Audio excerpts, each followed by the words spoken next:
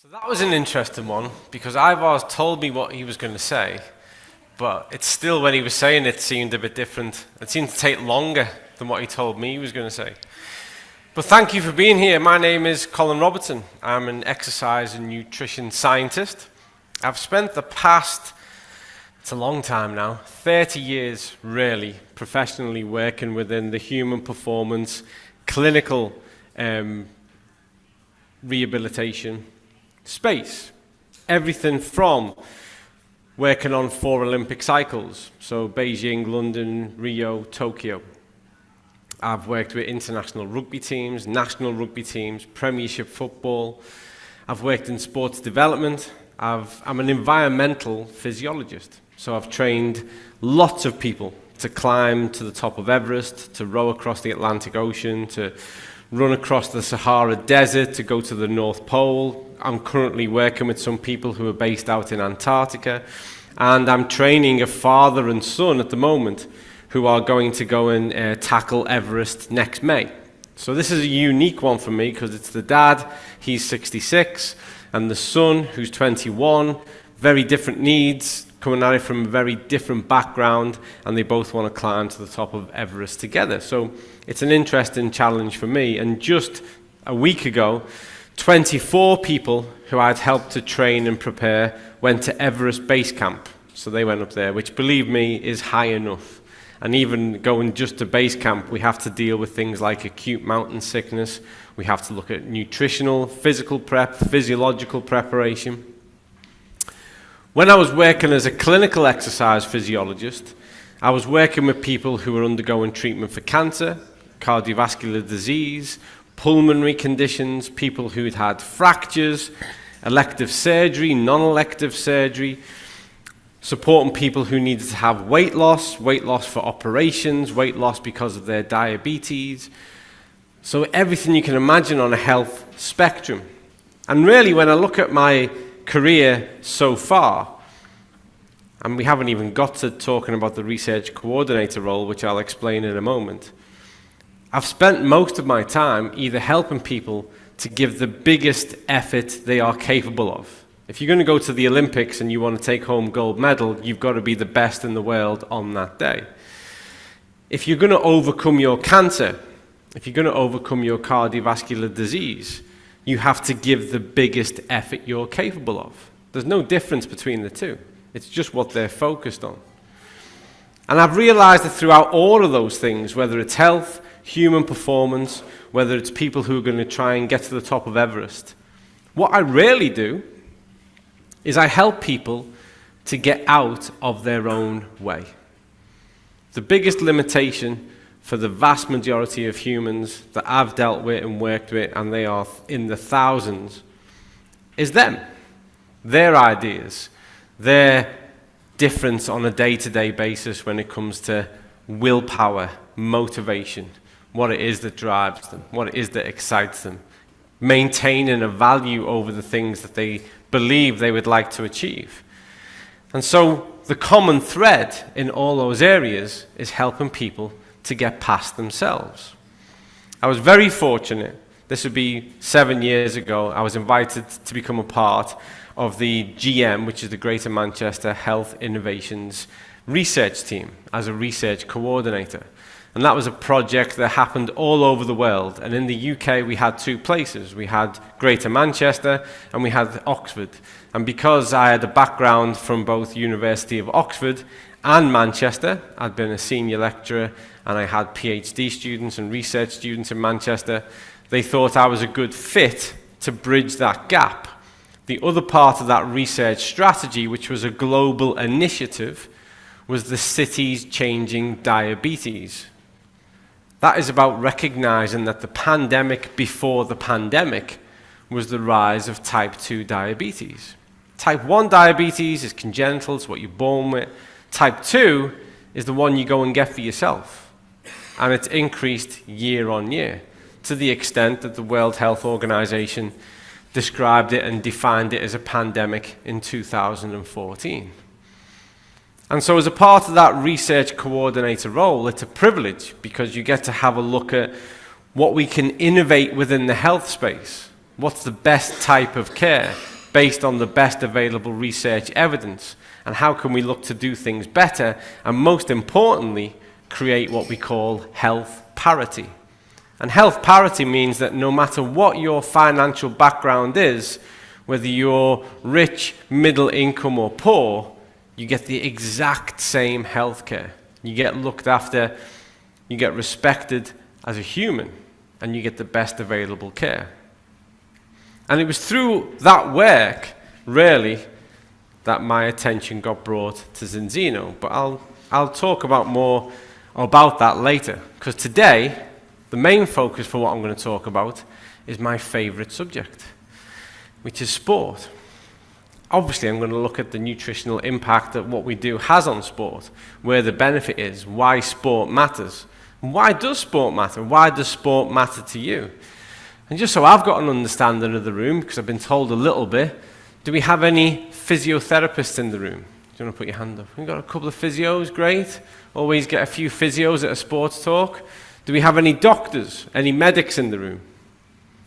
Oh, we've got a few, excellent, good. More and more interest coming from the medical field around those kind of things, nice to see. Have we got any other type of health practitioner in the room that I haven't accounted for? Be proud, put your hands up so I can see them. Great, okay, so we've got quite an informed room. I need to be careful then, don't I? I have to make sure everything I say is really accurate and right, and hopefully add to your level of understanding. So I'm going to take it back to begin with, and I want to take you back to why sport matters. I've always been passionate about sport. Since I was tiny, obsessed with sport. Just wanted to play sport. Wanted to play sport at school. Wanted to play sport when I went home. I grew up between Dublin and Liverpool. I grew up in Liverpool's a football city, but I went to a rugby school. But you would go to school, you would hope that you would have sport that day, and when you got home, you'd play outside with your friends, and you'd kick a ball, or whatever it was. You spent a lot of time obsessed with sport. But sport, really, and I've worked at it in every level, and I'm really proud of what I've achieved and what we've done, but sport is just entertainment. That's all it is. And the people who are best at sport make up less than 0.1 of the global population. And yet we look to them as role models. We look to them as an inspiration. We look to those people as an example of what it is to be almost physically the optimal human. But they don't represent anywhere near the majority of us. They represent the absolute minority.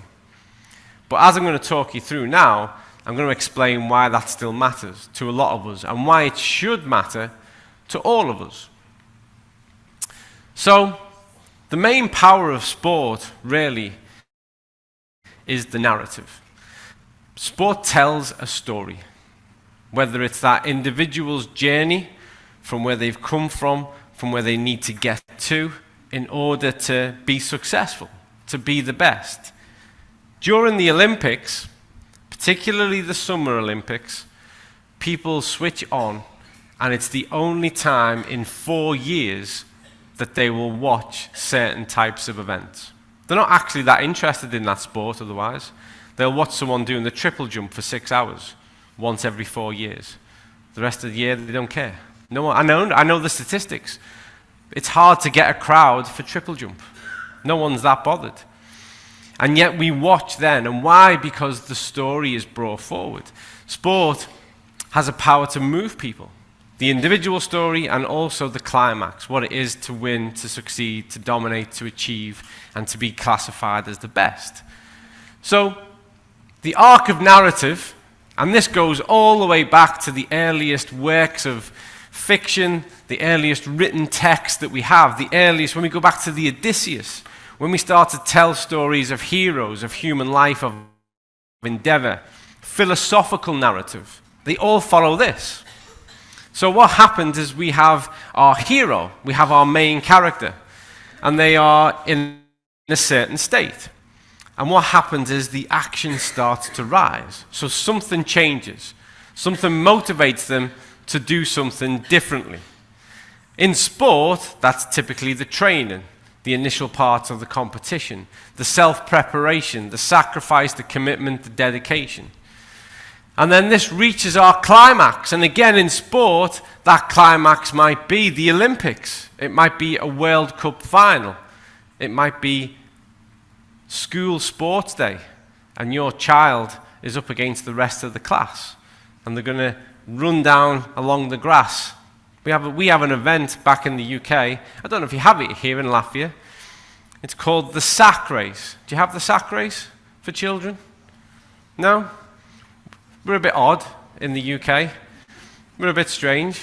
I'll tell you what the sack race is. And we get children to do this all over the country. They have a sack. You know what a sack is? That you would keep potatoes in. And they step in the sack. And they have to hold the sack around here. And then they have to jump 100 meters all the way down, racing against their school friends. So can you imagine what happens? And we've all experienced this. What do you think happens to at least 50% of the children who are racing? They fall over. Which way do you think they fall? Front. Slap on the face. It's like a rite of passage. If you live in the UK, you do the sack race. We have another race. Maybe you have this one called the egg and spoon race. Do you have that one? Yeah.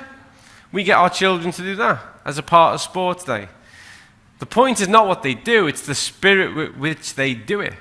And for them, once a year in the summer before the school ends, the high point of that child's year, that they've been selected to represent their class in the sack race. And this is their moment to shine, with all the parents watching, devastation as the other children collapse and hit the grass face forward. And then we have the fall in action and the resolution. And the resolution is what's changed about us, or what's changed now that we've been through this experience. Think of your favorite Hollywood film. This is the arc of narrative. Think of your favorite book. That is the arc of narrative. That's how it works. It's the human tale. And sport does this every 90 minutes, 80 minutes, 70 minutes, less than 10 seconds.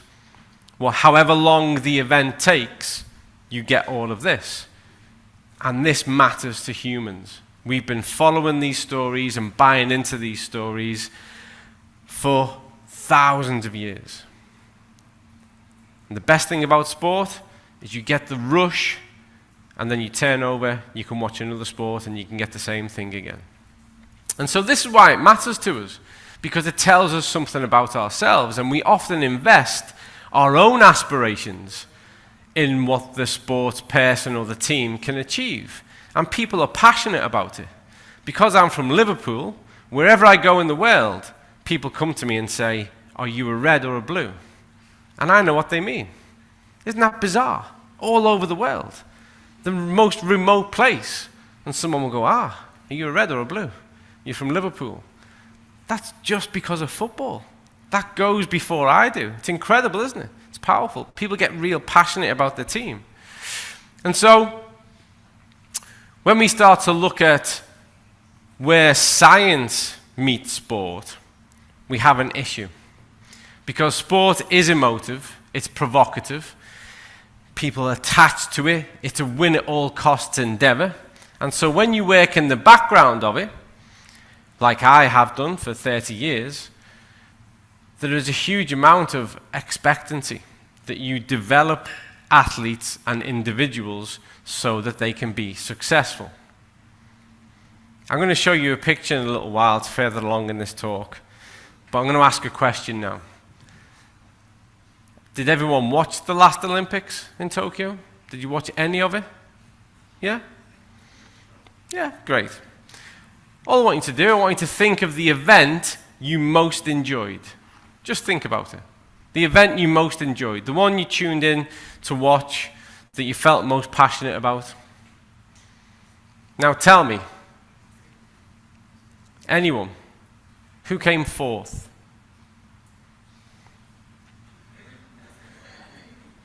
No?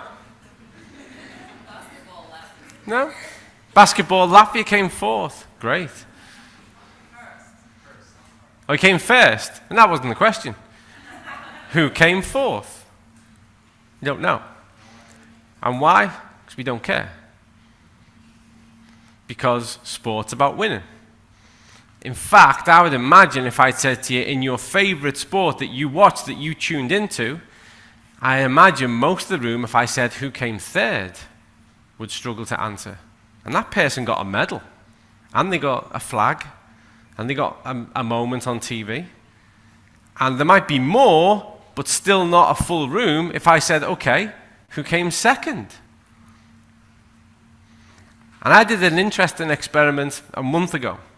I said to people, right, who was the last gold medal winner of the 100-meter sprint at the Olympics? And what do you think? Sorry? Italian guy. There you go. If I said who was the one who won it before, what would you say? Ah, so we all know his name, but at the last event when I asked this question, half the room went, Usain Bolt. No, he didn't. He wasn't even there. So it's interesting, isn't it? We get focused on winners, and that's why winning matters in sport, and it matters to your job. If you're not good at developing athletes, you're soon out the door. And so for us, working behind the scenes, either as head of human performance, which is a role I've occupied several times, as the key nutritionist, as a strength and conditioning coach, we measure everything in inches, in margins, tight margins, 1%. You've probably heard of the notion of marginal gains. This was brought to the world's attention by David Brailsford, who was head of the GB cycle team at the time, but believe me, it predates him. We've been working to marginal gains since the early 90s. And marginal gains means rather than look for 100% improvement in one area, you look for 1% improvement in 100 areas. And when you do that, you develop a far more robust athlete. I took the exact same approach when I was working clinically. When I was helping people who've been treated for cancer, who are recovering from their treatment, from chemotherapy, radiotherapy, surgery, I took the same approach. Marginal gains. Divide it down. What can we achieve? 1% here, 1% there, 2% here. So that we can look for improvement that overcomes cancer-related fatigue, so that we can look at quality of life, so we can actually, more often than not, my aim was always to have a human, an individual, who was in a better health state after their cancer diagnosis than before it. Same for cardiovascular disease. I don't accept second place. I'm not hardwired that way. I've worked in sport my whole life. I want to win. I don't want second place or third. No one remembers. And so in sport, this is what we do. So we spend a lot of time looking at the evidence and the research. And to be an evidence-based practitioner, you have to have a critical and cynical eye.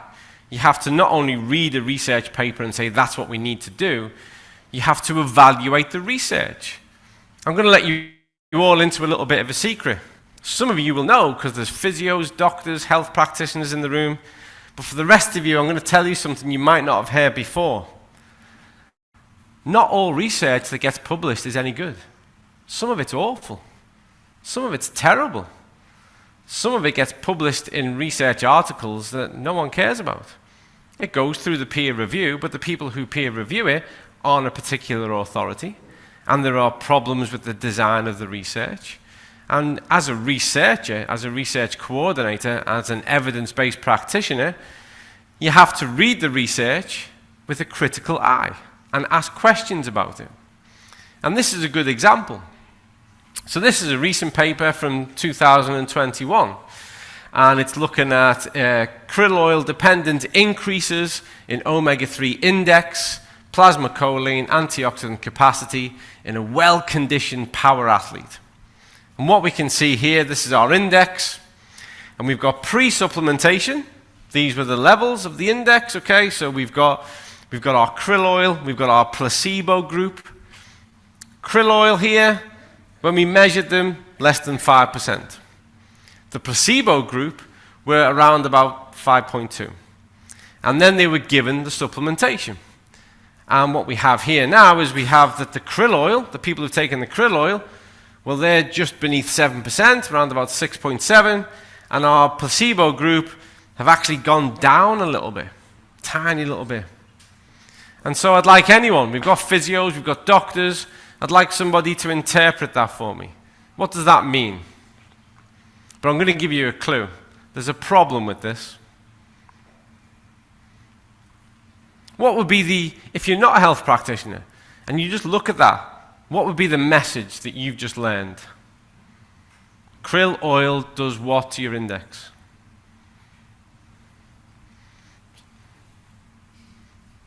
Low? Bigger? Low? Bigger? Krill oil. I'll ask the question again.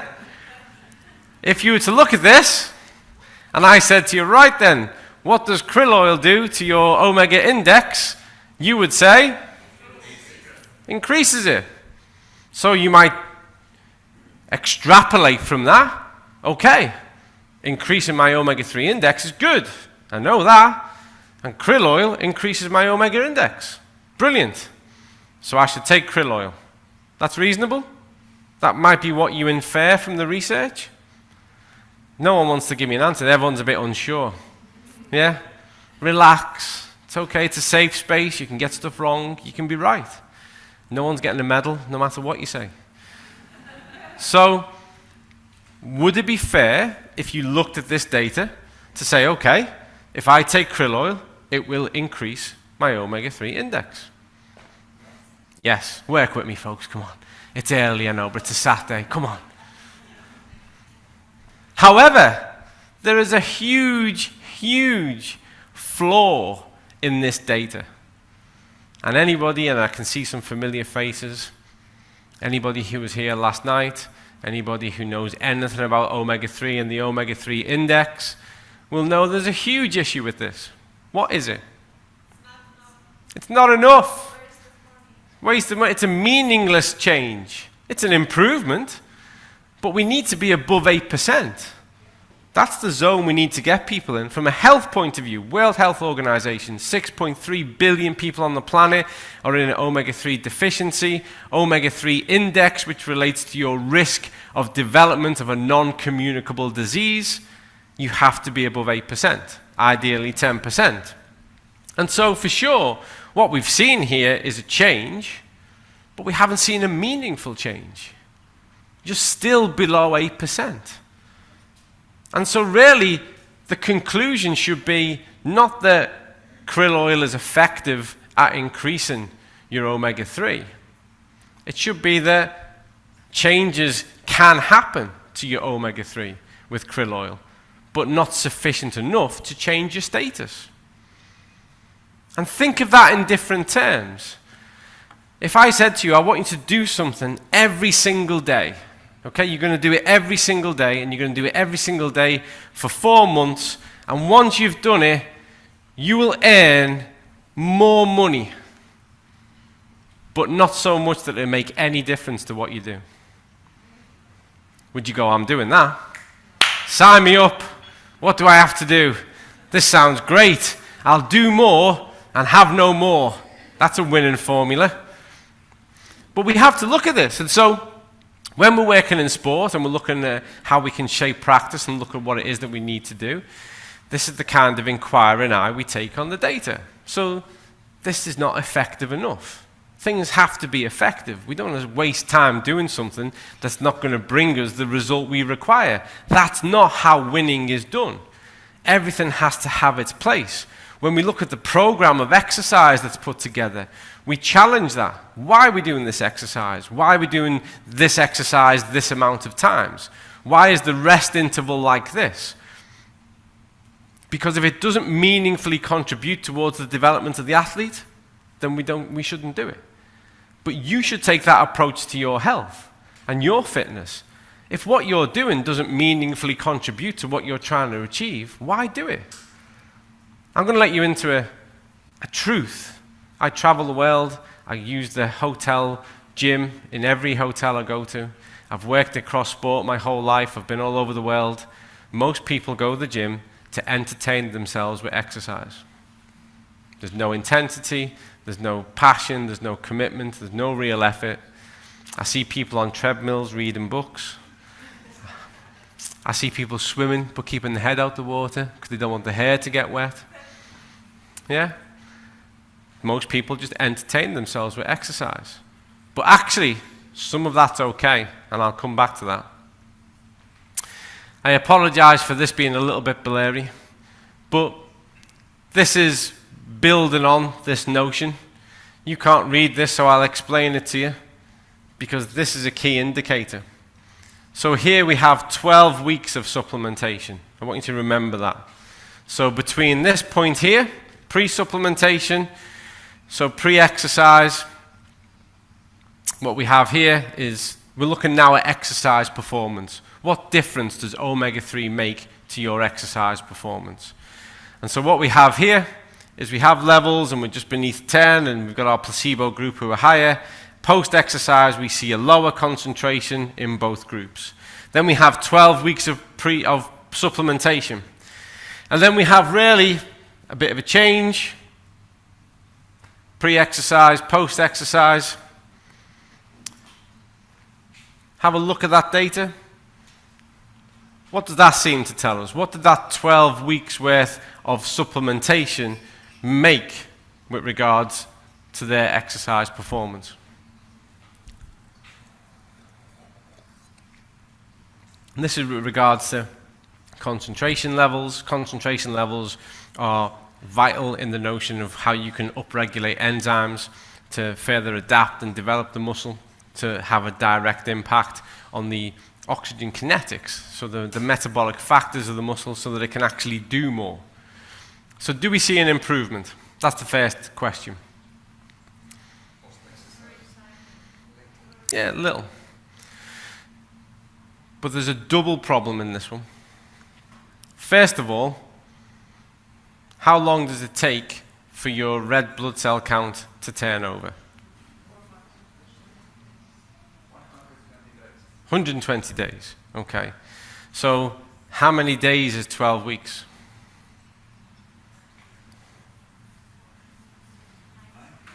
About 84, isn't it? 7 days in a week. 7 times 12, 84. Yeah. So it's insufficient for the measure. So the measure that you're trying to detect, you haven't allowed enough time for it. Now it comes to exercise. 12 weeks. What can we meaningfully change in exercise across 12 weeks? The minimum. So we see 12 weeks, 8 to 12 weeks as the minimum period for a measurable physiological change.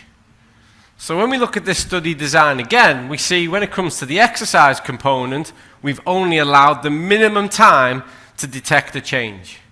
And when it comes to the more biochemical component, when we look at what we can detect in the blood, we've actually fallen short of the time required to measure a meaningful change.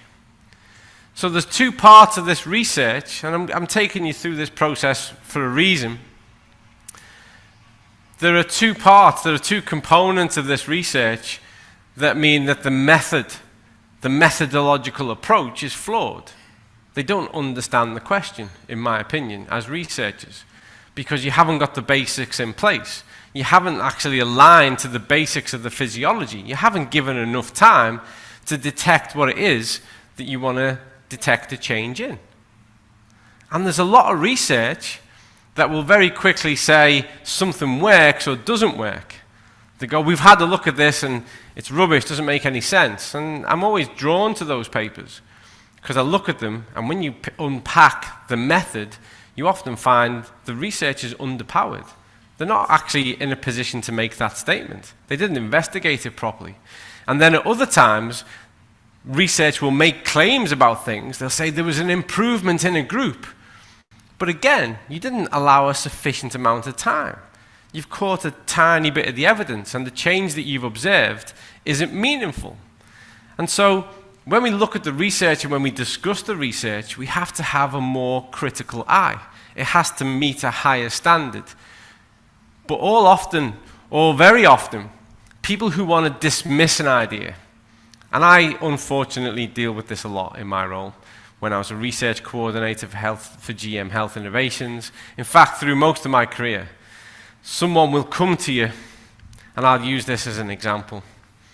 And they'll go, yeah, all that stuff you're talking about, but I've read this. Read that. And they're invested in it. This is their Bible. They go, this is the evidence that says what you're saying is a load of rubbish. It doesn't do that at all. And have you ever heard of the analogy of playing chess with a pigeon? Do you know the problem with playing chess with a pigeon? The pigeon will fluff around, kick all the pieces over, probably do a poo on the board, fly off, and think it won. You can't play chess with pigeons. They don't understand. And more often than not, when you get this passionate person who says, but I've read this, when you try to explain to them, well, there's a problem with the method, and they didn't recruit enough people, and they didn't allow enough time, and they didn't do this, and maybe that's not the problem, they don't want to hear that. They have their testament, they have their Bible, and they want to just go, no, I've read this, and what you're saying isn't true.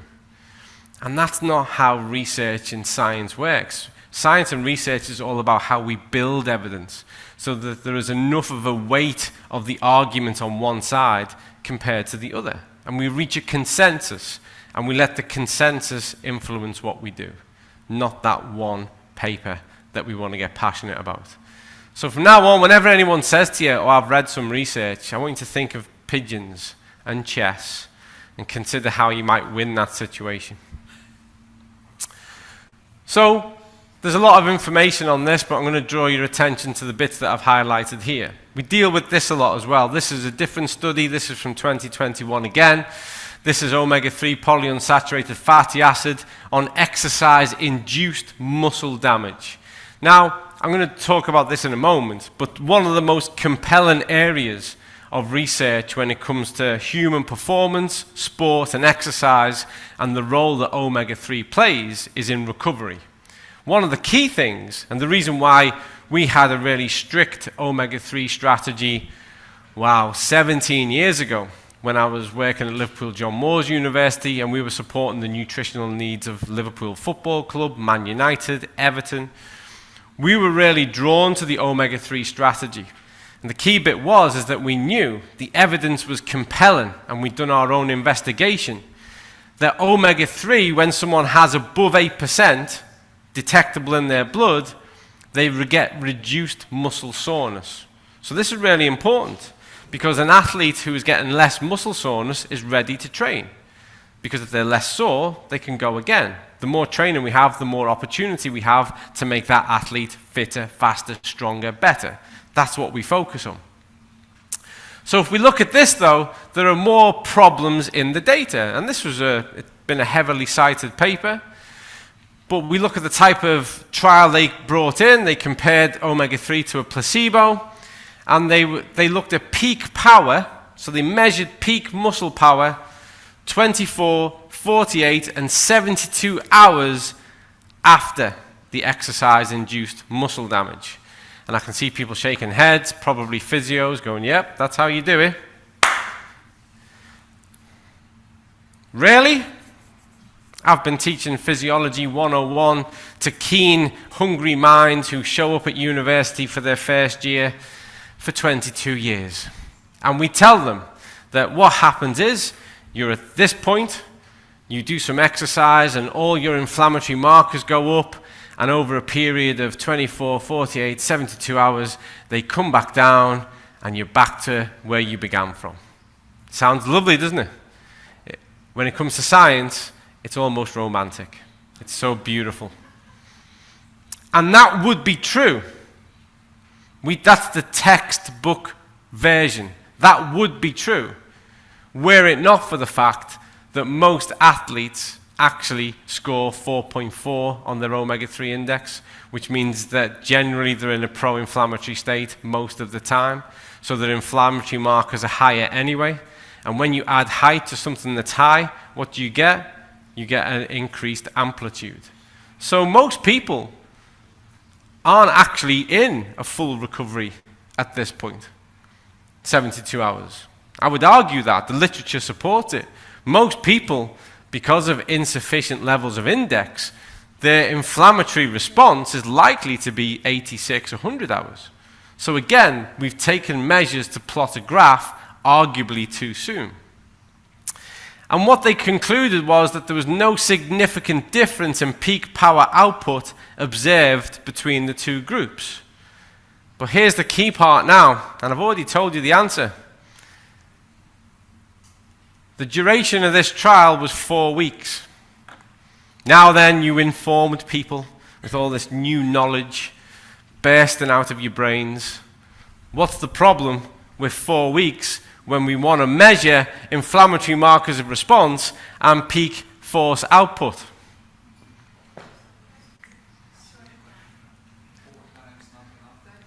Yeah, it's nowhere near enough. Nowhere near enough. It's way too short to measure either of them. It's the right tool, it's the wrong method. 4 weeks. So 28 days, when it takes 120 days for those changes to happen within the blood, to be detectable. 4 weeks to change muscle force output, when we know at minimum it's 8 to 12, more typically 12. But again, it's published research in not a bad journal, but the method and the process doesn't fit what it is that's trying to be achieved. So you've got to look at research with a critical eye. You've got to be able to comb through it. And the truth is, you kind of have to rely on people like me. That's what we do. We're research practitioners. That's the job we roll. I used to tell people my job really is I'm a knowledge broker. People want to know stuff, and I go off and spend hundreds of hours reading that area, and I come back and tell them what it is. Because you will know, and one of the reasons why I spend less and less time on social media is so many people are happy to go, I've done my research, and the world is flat. Yeah? I took a flight. I went to Spain. When I was up there, couldn't see any curve. I conclude the world is flat. Yeah, I've done my research. The phrase, I've done my research, typically means you spent a lot of time making sure you're like a confirmation bias. You go and look at all the stuff that agrees with your point of view, particularly if you're on YouTube, and then you come back and say, this is definitely how it is. And just to put that in context, and the medics in the room, and the physios in the room, and the health practitioners in the room will appreciate this. To train effectively to become an independent researcher takes a minimum of 12 to 15 years, and then the rest of your life becoming any good at it. You know, there's a thing that's called imposter syndrome, and I remember it well. Being stood in the Sheldonian Theatre at Oxford University with your gown on and being given your certificate and looking at all the people and your friends and family and thinking, they all think I know this. They all think I'm like clever now, and I don't feel like I've got a clue. Thanks very much, and you walk off. It's imposter syndrome. You have the title, you have the position, but you learn how much you don't know. And then what kicks in is all the processes and the years and years of continued hard work and labor, doing the research, reading the research, refining your skill, becoming better and better at it, continuing to learn. That's the key part. And none of it, not one scrap of it, involves looking at YouTube, Facebook, or Instagram. Promise you. Or taking short flights and convincing the world that the world is flat. So, muscle soreness was significantly lower in the omega-3 versus the plasma group at 24 hours. Now, this is interesting because, as I've already said, the structure of this study isn't powerful enough to make the statement it wants to make. But anybody who understands how omega-3 functions at a cellular level, particularly with regards to the neurological response, would look at this, as I did, and go, now this is really interesting. Because there are acute and chronic changes, alterations, the minute you start to do something. Whether you go for your first run, or whether you take your first palm full of blueberries, you get an acute response. And now for me, the most interesting thing in this, and the reason why it's interesting, is that this muscle soreness finding, even in such a short study, that hasn't given long enough for us to look at the biochemistry, and it hasn't given long enough for us to measure performance in a meaningful way. Even this short story recognized that soreness was statistically significantly lower, p equal to 0.009, than the placebo group. And that tells me that one of the first things you can expect to experience when you start to increase your total amount of omega-3 is a reduction in muscle soreness. And that makes sense, because all the rest of the research says it's one of the acute indicators. Muscle soreness starts to go down. And that is an indicator in itself that overall inflammatory processes and markers are starting to come under better control. So even in a limited study like this, there was some really, really useful data. For those of you who may not know, P is a significance. We typically set the alpha level at 0.5, which means that 99.5% of the time what you find will be accurate to the depiction of what's being described. So significance here was 0.034, so comfortably beneath. So that means that in most cases, this will be what happens. In above 95% of cases, this is what you will experience. A measurable reduction in muscle soreness once you increase levels of omega-3. So it's statistically profound, and it is consistent with what the research tells us. And it's also consistent with what we understand of the mechanism of the omega-3.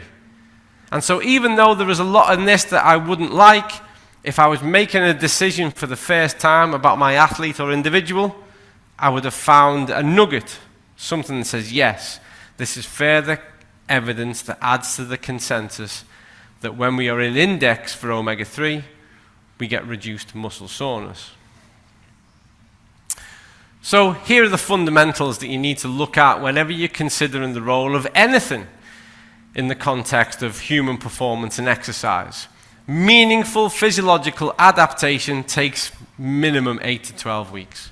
And I know if you used to go to the gym and then you take a break and you go back in and your ego wants you to do what you used to do, and so you get under the bench and you throw away and you try and lift what you were lifting when you were 18, and you feel great, and then you go home and you can't move for 4 days because you're really sore and tight and you wonder why you did it. But I also know that for people who start exercise for the first time, they'll go to the gym and they'll do a bit of exercise, and then they go the week later and they can do a little bit more. And they go the week after and they go, I can do a little bit more. And they go, I'm getting fitter. You're not. What you're doing is tapping into the fitness you already possessed. So we have to go through a period of what we call neuromuscular facilitation.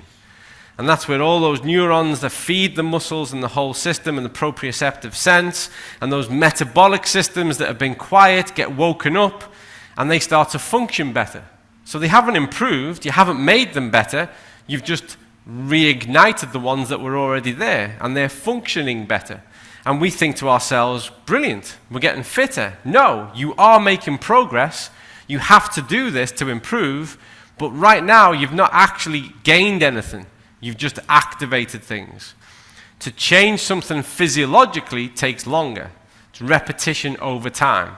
And that takes a minimum of 8 to 12 weeks. And the sad news is, if you've just started exercise, you're going to be at least 12, 13, 14 weeks before you get a physiological change. And if you're really well conditioned, you do a lot of exercise and you've got a good exercise history, then you're likely to be around about the 8-week mark. Okay, you'll get a quicker return. You get a smaller return, but that's life. Now, acute, short-term physiological alterations, this is you now or your athlete or your patient when you've gone past those initial 8 to 12 weeks to now get a further improvement, to build on that. It's around about every 8 to 10 days, which is interesting, isn't it? Because for anyone in the room who is a fitness instructor or has had a personal trainer or has followed a program, how many days is your program typically written over? You don't have to tell me. You can keep it secret if you want. No one in the room followed an exercise program. I don't believe you. 7 days. Yeah.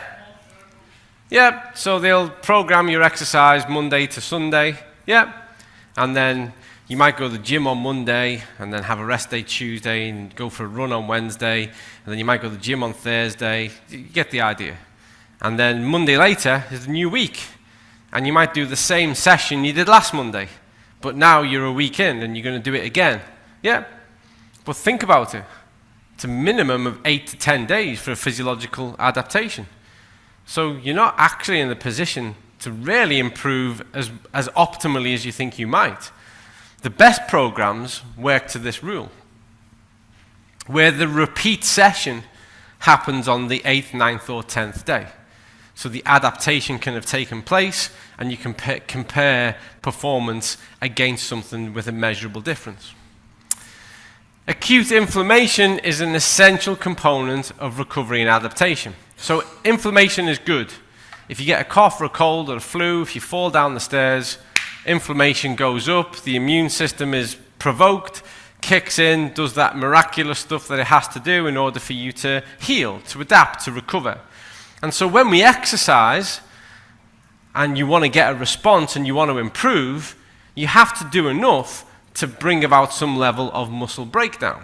That will trigger that inflammatory response and the body will adapt. And it's all about adaptation. And that's why when people go to the gym or the fitness center and entertain themselves with exercise, that's okay. But that's not exercise. It's physical activity. Physical activity is amazing. Everyone should do more of it. You should do it every single day. But you don't need to pay a gym membership. You don't need to put on fancy clothes. Just go for a nice walk. That's physical activity. Have a ride around the town centre here. The old town's lovely. Have a ride round. Stop and have a coffee. Brilliant. That's physical activity. Dance. Because you can and because you should. That's physical activity. But if you're going to go to the gym, if you're going to go to the fitness space, then take it more seriously. Because if you don't break down the muscle tissue, if you don't work hard enough to invoke that inflammatory response, then there's no real need for recovery and you won't get any adaptation. So things won't improve. And I regularly hear from people who'll say, I've been doing this exercise for 6 months, haven't lost any weight, don't see any difference, any improvement. And whenever I get this, I go, I'd love just to be a fly on the wall and watch you doing this. That's the first thing I want to see. Because you might be showing up and you might be going through the motions. You might have a nice little towel and damp yourself down and go to the next one. But are you really exercising? Are you working hard? Are you uncomfortable? Because that's how you get what you want. However, whilst inflammation is essential, excessive inflammation is a barrier. And this is where we get to the crux of the problem. Study after study, epidemiological, shows that the average person is in a pro-inflammatory state. As I've said, World Health Organization estimates 6.3 billion people have got an omega-3 deficiency. When we measure athletes, we see CRP, which is C-reactive protein, inflammatory markers continuously high. When we measure their omega-3 index, low, on average across all sports across the world, 4.4, when it needs to be a minimum of 8 to be in a non-inflammatory state. And so when you're already in an inflammatory state and you add further inflammation, actually what happens is a compromise to performance and is actually a huge compromise to adaptation. It prolongs the adaptation window, so technically you should recover for longer. The longer you need to recover as an elite athlete is wasted, missed opportunity for training and improvement time. So it doesn't work for us. We have to control this. In sport and in life, I promise you, good habits lead to success. In fact, myself and a lot of my colleagues who work in sport to this day as physios, strength and conditioning coaches, physiologists like me, we'll talk about an athlete or people and say he's got good habits. And what we mean by that is like really basic stuff. They'll get up in the morning when the alarm clock goes off. They'll drink some water. They'll have a breakfast that's either something like porridge, like an oatmeal, or they'll have eggs and they'll have something that's nutritious right at the start of the day. They're not reaching into the cupboard and getting a box of things with monkeys on and all letters of the alphabet and a free toy and pouring that into a bowl. You know, they've got good habits. They're hydrating. They're eating good whole foods. They're active. They're stretching. They're looking after themselves. Good habits. And that's what we all need. Good habits, getting to bed at a reasonable time so you've got the opportunity to sleep. When the alarm clock goes off, not hitting snooze, but getting up. You set the alarm clock to be up at a certain time. Up and out. We always say 3 and rise. In sport and in life, long-term development leads to long-term success. The more you invest in the path, the more you invest in yourself, the more you renew your effort and energy, the more you'll get back. Most people don't get there because most people quit. That's the truth. Not everyone can compete at the highest possible level. There's a certain amount of genetics and other kind of opportunistic factors that come into that. But all of us, every single one of us can improve. Can improve physically, physiologically, mentally, psychologically. We all can. And particularly if we take a long-term approach. Not about what we can achieve today or this week, but it's about what we achieve today and this week and how that contributes to what we want to achieve overall. And in sport, for sure, every second counts. Sport, no matter what the sport, is won by seconds. And you might say, well, you've got 90 minutes to play football. But yeah, seconds make up minutes. But it's within seconds that decision-making happens, and it's within seconds that the difference between who gets to the ball happens. I don't need to be the fastest person in the world. On a 10-meter sprint, I just need to be half a second faster than you. I get to the ball. And then the faster I can cognitively process information and make a decision, then I'm the one who's got the opportunity to shape the next phase of the play. And then it happens second after second after second after second, goal. Then you're in a different position. You start to think and respond and react differently. It's all on seconds. And in fact, in some sports, it's on hundredths of seconds. And in fact, in some sports, were it not for the technology we have today, we wouldn't be able to determine who actually won. It's because we have light barriers and we have cameras that can capture a photo finish. And you can rewind and play it forward and look at the exact sweet spot and zoom in on the foot and go, yes, that big toe is over the line and that one's just on it, so they won. And that's hard to deal with, isn't it? When you get told, yeah, you're third. And you go, really? I thought we were all there. Yep. But his nipples were bigger than yours. And it went across the line. We measured it. They won. That's the way it goes. Every second counts. And it does for us. It's a short ride, this life.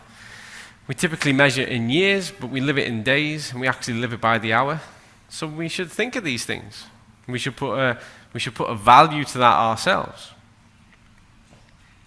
So let's have a look at the value of sport. Again, why it all matters. It's huge. So the global sports market in 2021 was valued at $440.77 billion US dollars. Now we live in times, and I have to have this chat with my son. My son's 17, and my eldest daughter is 15. And it's an impressionable age.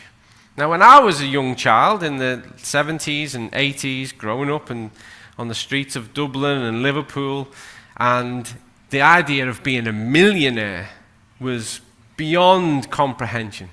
It's like, wow, a millionaire. And you know, you'd see TV shows and someone would have a suitcase full of money and they'd open it up and they'd go, there's $100,000, and they'd be like packed with cash. You're like, wow. And now everyone's obsessed with being a billionaire.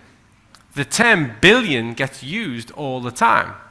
So I don't know if you've gone through this, but I'm going to explain something to you because I think people have lost sense of the scale. And as a researcher, as a scientist, I'm obsessed with scales and how things are measured against something else.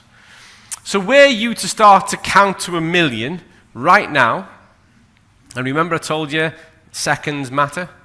If you were to count 1 for every second until you got to 1 million, it would take you about 11 days. It's about 11 and a half days.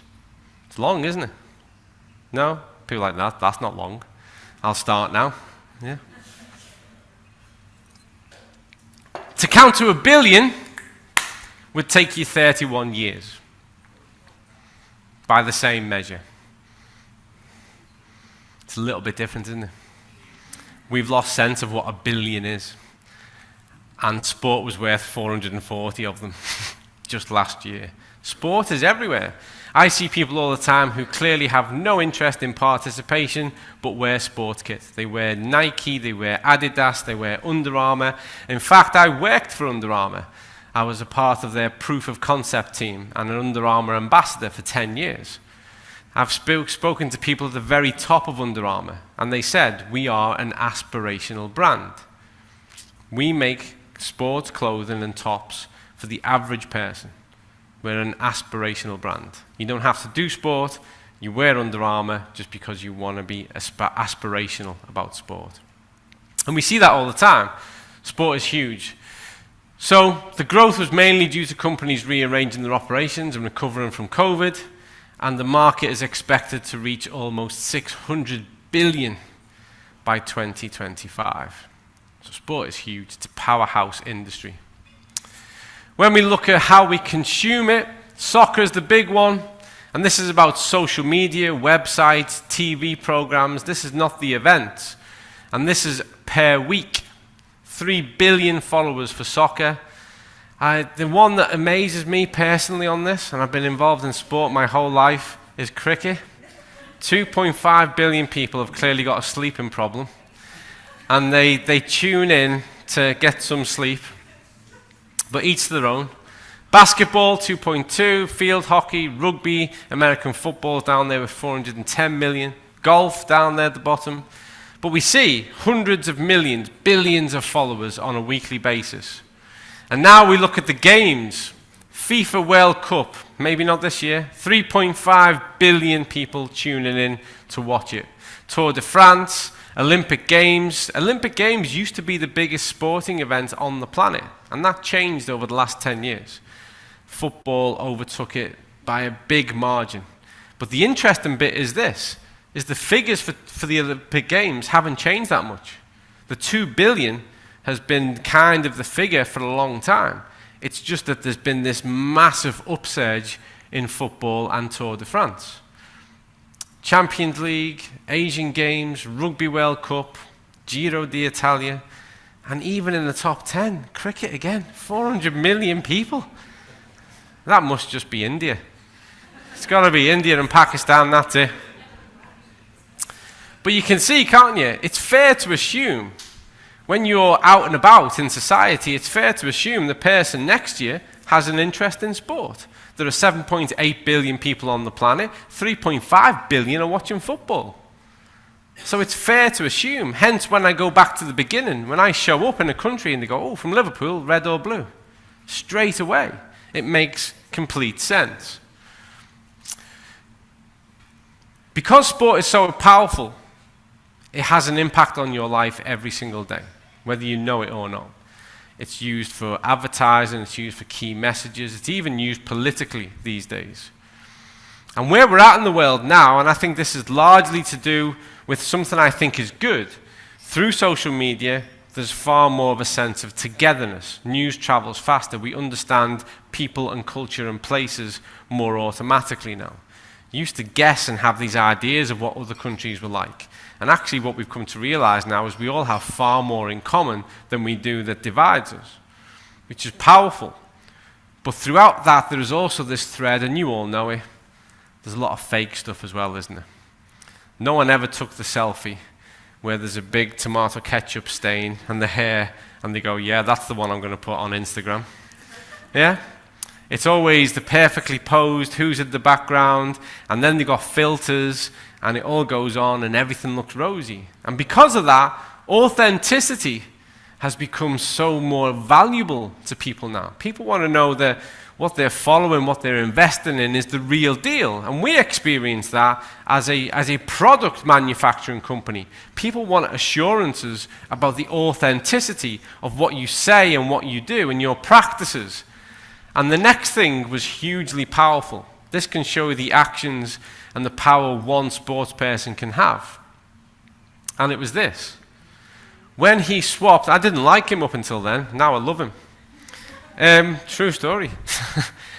When he did that, stock price of Coca-Cola went down by $1 billion that day. When he sat at that press conference and he moved the Coke away and put the water there, the stock price of Coca-Cola dropped by $1 billion. And they haven't fully recovered, believe it or not. Because an athlete, a football player that adults and children idolize, said, I don't drink that rubbish. And so hundreds of millions of people around the world went, then neither do I. And that's the power of it. And the reason why I loved him for this is because in the 90s, I don't know if you know this player or not, there's a really famous UK footballer called David Beckham. Have you all heard of David Beckham? I love David Beckham, and I'll tell you why.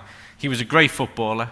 I think he conducted himself well, but he was a brilliant footballer, and he's been a good ambassador for the game. He encourages people into sport. He's quite a humble guy. He spends a lot of time. You know, he's prepared to get his hands dirty and get involved. I think he's incredible. But in the 90s, he did an advert for Coke's competitor, and I detested it.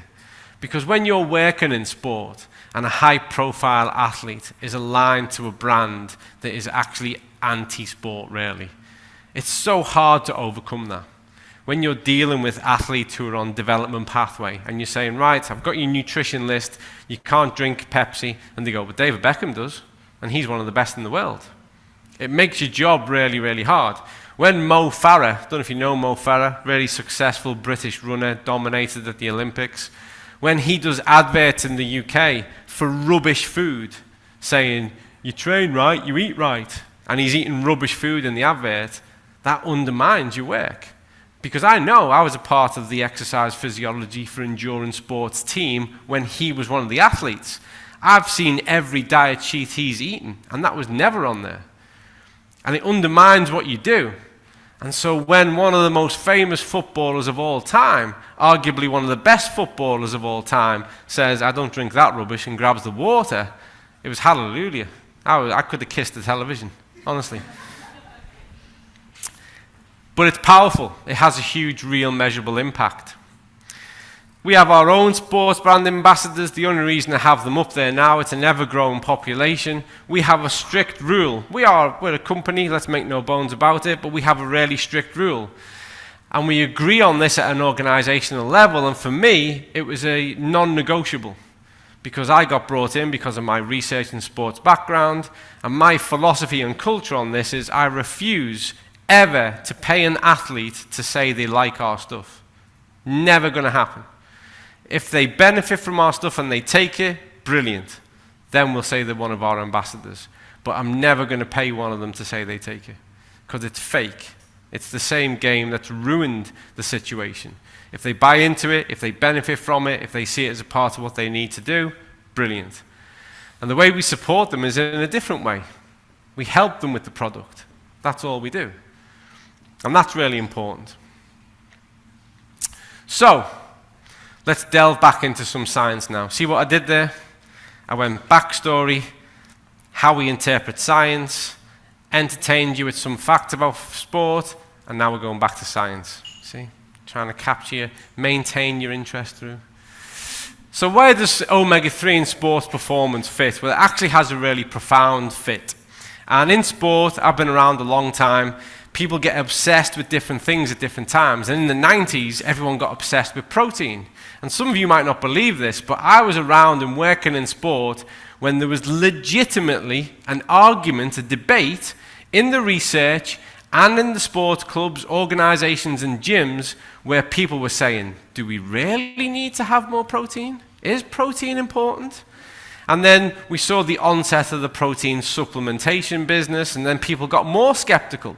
They're saying they're only saying we need protein because they're selling us protein products. It's all fake. That's what you're made of. Your muscle is protein. Protein resynthesis and protein kinetics is everything about how strong, powerful, fast, robust you can be. And if you don't take a sufficient amount on a daily basis, they won't repair. But at the same time, if the vessel isn't capable of holding what it is you intend to pour in, then the compromise starts there, not with what you're pouring in. And the problem we have is where there's a compromise to protein and protein synthesis is a lot of people from a cellular level, and that's what you're made of. So if you look at cellular absorption, cellular kinetics, cellular metabolism, that's not right. It can be okay, it can function okay, but who wants okay? Imagine if you went to the car dealership and you said, right, I'm doing pretty well, I want to buy my dream car, what have you got? And you go, well, this one's okay. Who wants that? In sport, you always want the best. And so, omega-3 index was actually established back in 2004. It's made reference to now all across the health and medical literature, and certainly in the sports literature. It's an estimate or a direct measure of the red blood cell membrane. EPA and the DHA, these are the marine-based omega-3s, so you can either get that from the algae or the fish. EPA is the one that's most directly associated with the control of inflammatory response, and DHA is the one that has more of a neurological impact. And remember, 60% of your brain is fat, 20% of that fat should be DHA.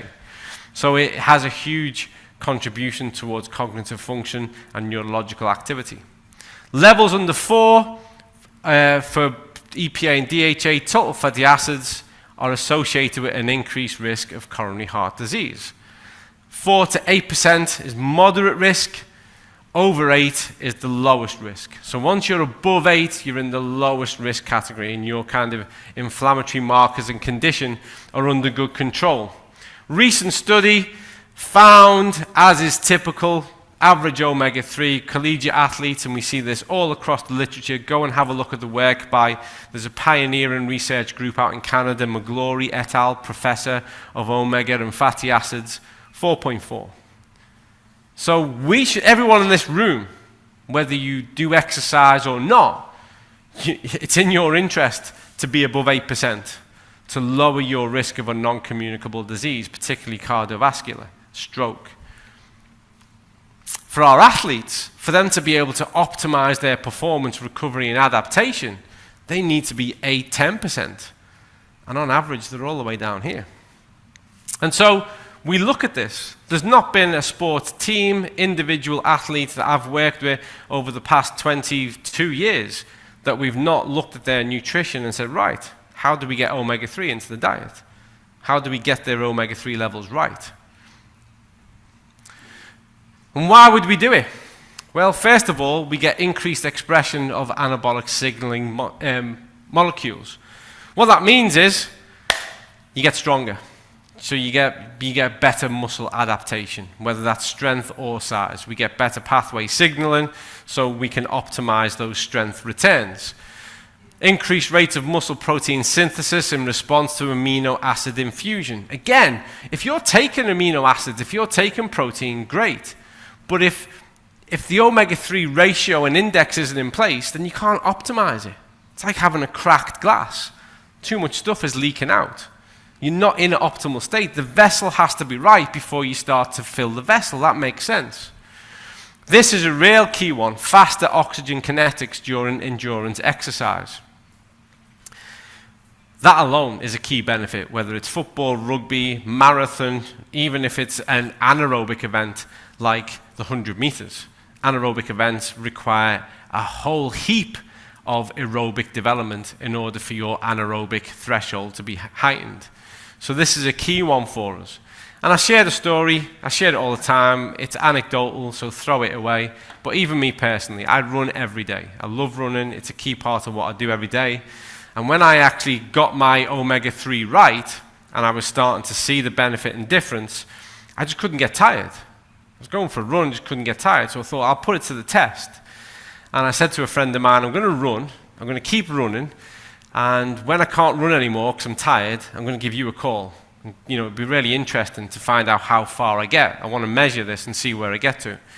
And I actually ran out of time because I had to get back and do work. I'd run for over 6 hours. I'd covered 30 plus miles, which is over 50 kilometers.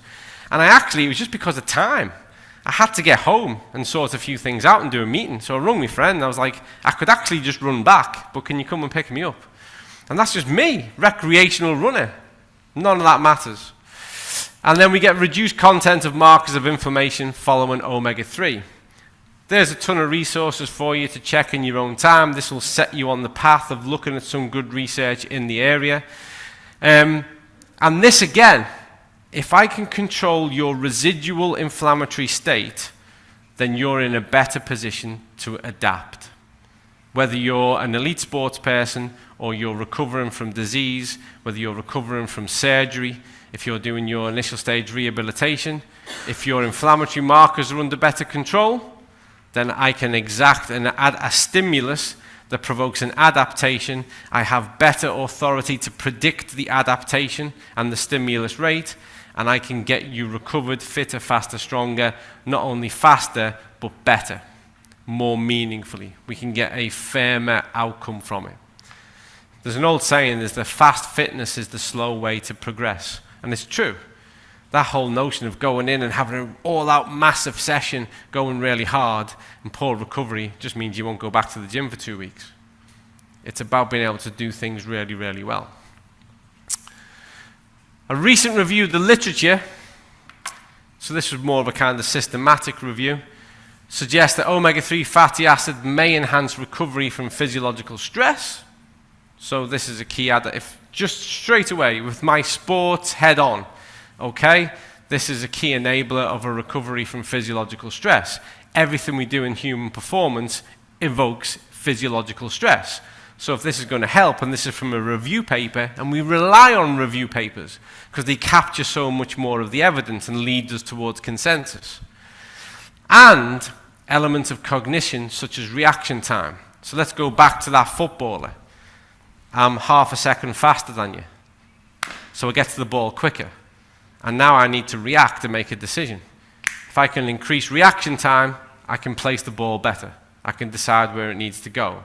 And if I can do that again and again and again and again and again, I put myself and I put my team in a more consistent winning position. If we look at this in the terms of just our daily lives, when we look at the notion of a reduction of physiological stress and an improvement in reaction time, it's actually a skill set we need on a daily basis, just for ourselves. But in sport, it's critical. And so here's the photo I referred to earlier on. And there's a reason why I want to show you this, and it happens all the time. And you don't need to believe me. You actually don't need to believe me about anything. You can go on to Google Scholar, PubMed. You can go and check everything I've told you today and see what the research is doing. And please do. Please do. Never listen to one person. You should always go to the research, and hopefully what I've presented today will enable you to go and have a look. But I want you to do this, if nothing else. Go on Google Images and say 100-meter final, 200-meter final, 1500-meter final, marathon, and just look at the pictures. And at best, you always see this. And what do we see?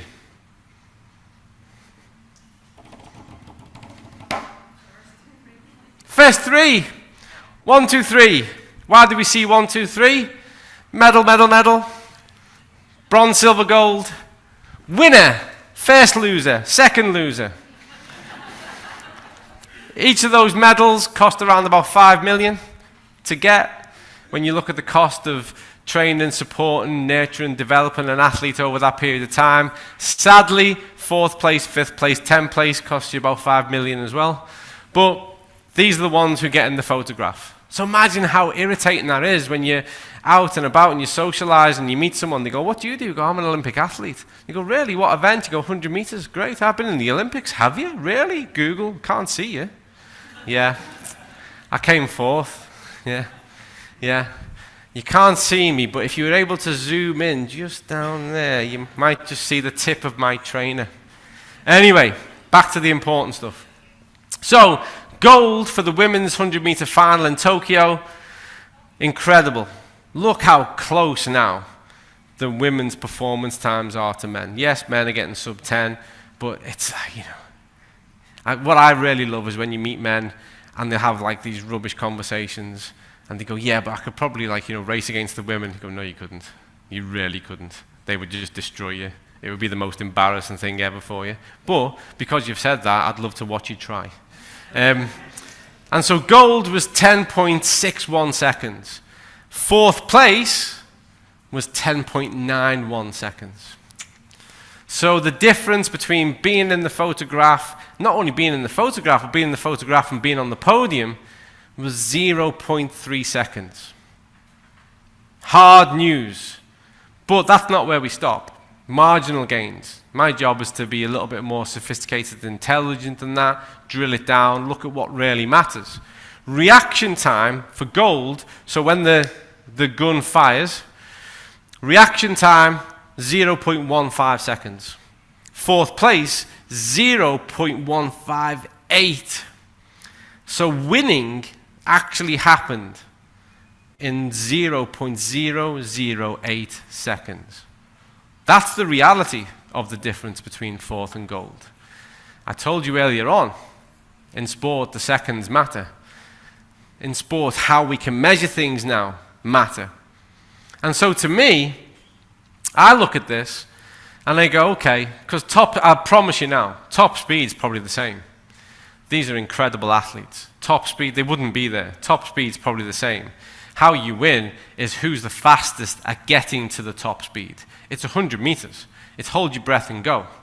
So the person who reacts fastest to the gun, bang, they have the opportunity to get to the fastest speed fastest and therefore win. That's how you break down an event like 100 meters. So if I can improve this fourth place athlete who we can't even see, if I could improve their reaction time, if this was winning, well, imagine if I was to turn that to 0.004.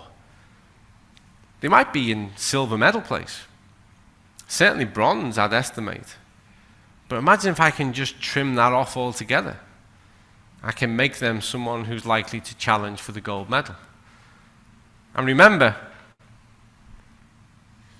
if I go back, one of the key adaptations that is recorded throughout the literature is we get an improvement in reaction time. So it makes perfect sense to me. I will assess the athlete. I will take a fatty acid blood measure. I will look at their omega index. And if they are like most athletes 4.4, and I can use an omega-3 strategy and get them above 8, and I can start to benefit from well-established research guidelines that will improve reaction time, train reaction time, and I can take away a chunk of this, then I get an athlete who's in the photograph. Then I get an athlete who's on the podium. And that's how we do it. That's how we build success, marginal gains. We work it through. But given how provocative that is, you would have to be either willfully ignorant or clueless to not hone in on that. You would have to work on that because it's ripe, it lends itself. And here is our summary of key benefits. So, and think about this now. I can say, let's talk about protein. I'm going to let you into a secret in protein. It's not really a secret. Powerful review study 2017, optimal dosage for protein per day. For an athlete, if you're training really hard, most days of the week, 1.6 grams of protein per kilogram, your own body mass per day. Take any more to waste the money, take any less, you're missing the point. And when you do that, when you hit that amount, you'll get that. But you'll only get that if the vessel's right. If you don't, you'll get some of that, not all of that. You're not maximizing it. But now let's go back to omega-3. If I get your omega-3 index right, I get increased muscular development. Think of your athlete and think of your patient recovering from cardiovascular disease, from surgery, from elective and non-elective surgery. They're going to get increased muscular development. Increased reaction time. Let's talk about health again. Your quality of life And your life satisfaction as you age is directly correlated with your physical independence. Physical independence means how strong and robust you are independently to move around. Reaction time is a key part of that, because falls in the elderly is a huge consideration. Reaction time, being able to see that you're offset, proprioceptive sense, dynamics. So this is a benefit to our athlete, puts me in a winning position. From a health point of view, it's a benefit to quality of life and independence. Increased aerobic capacity. You know what I loved? Because of what I do, and you'll have to bear with me for a minute. Don't interpret this the wrong way. But, you know, when COVID hit, and people realized that, you know, a huge part of the problem was the aerobic pathway and the compromise there was to breathing and the most severe symptoms.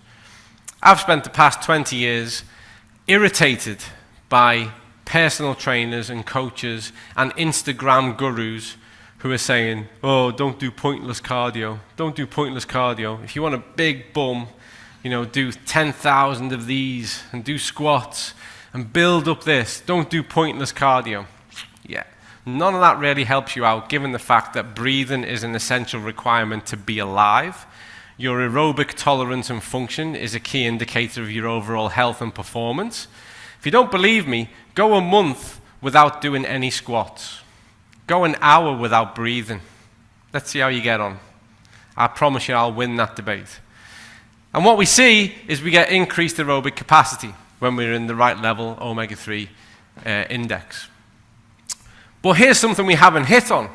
Not only do we get increased muscular development, but because we've got our inflammatory markers under control, we get decreased muscle breakdown. So we exercise, and we elicit that damage to and without going into muscle anatomy, you have this like Z line between the muscle, and when you break down the muscle of the Z line, what you'll get is an activation of creatine kinase, which goes across, your inflammatory markers go up.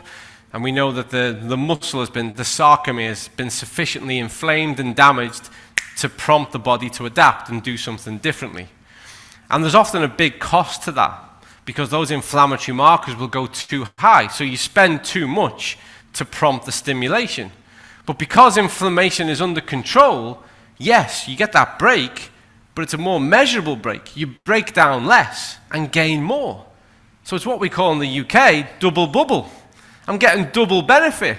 I'm getting a better response, and it's costing me less to get it. That's the golden place that you want to be. And then this one, decreased muscle soreness. An athlete, an individual who is not sore, who is ready to engage, who's ready to exercise, is ready to be active sooner, is an athlete that we can adapt more. We have more opportunity to improve them, because that soreness can get in the way.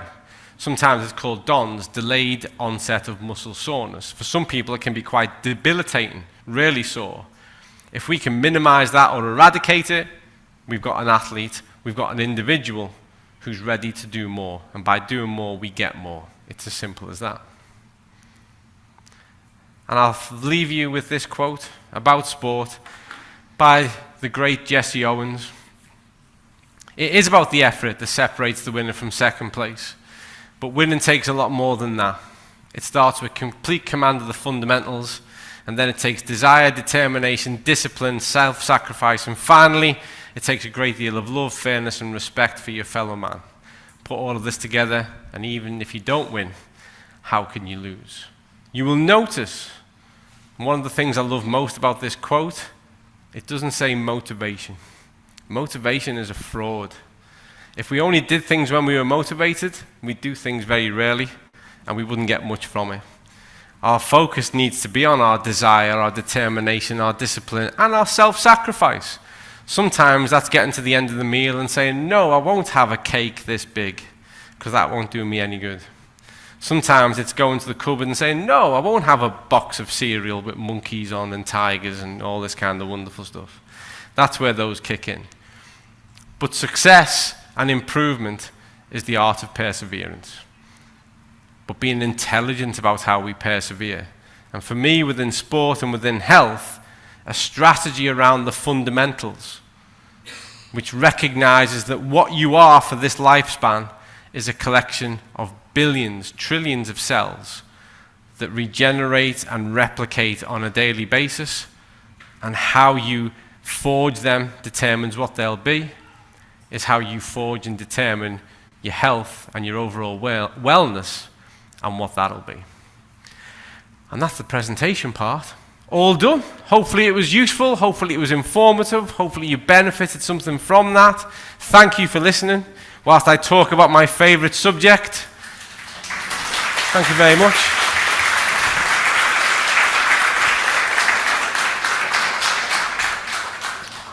Thank you, Colin. And now we have time for questions.